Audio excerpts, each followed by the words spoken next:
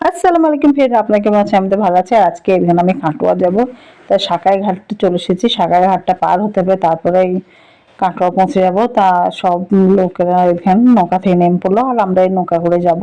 আর মাহি তো নৌকায় চাপে না, তার জন্য মাহিকে খুব ভয় লাগছে। আর আমি তো নৌকা ছোটবেলা থেকেই চাপি। আমরা কাটোয়া যেতাম তখন এই সাকাই ঘাটটা আমাদেরকে পার হতে হতো, এই গঙ্গাটা পার হয়ে তারপরে কাটোয়া। আর গঙ্গার ঠান্ডা ঠান্ডা হাওয়াতে খুব ভালো লাগছিল। তারপর কাটোয়া এসে এখানে পুরীর দোকানে ঢুকে গেলাম। এটা হচ্ছে রূপসীর দোকানের পাশে একটা দোকান আছে, মিষ্টি দোকান, সেখানে পুরি পাওয়া যায়। যারা কাটোয়া চেনেন তারা অবশ্যই রূপসীর দোকানটা চিনবেন। আর এই দোকানের পুরিটা সত্যি খুব ভালো হয়, আর যে তরকারিটা করে তরকারিটা খুব ভালো লাগে, মিষ্টি মিষ্টি হয়, তো বেশ ভালোই লাগে। আমাকে তো বেশ ভালোই লাগে। আর এই দোকানের মিষ্টিগুলো খুব সুন্দর হয়। আর এখানে দেখেন, এবার মলে যাব, আমাদের কিছু কাপড় কেনাকাটা আছে, তার জন্য কাটোয়া এসেছি। আর এই গরম দিনে তো বাইরে যাওয়া মানে খুবই কষ্ট। আর মাহি আগে আগে যাচ্ছে।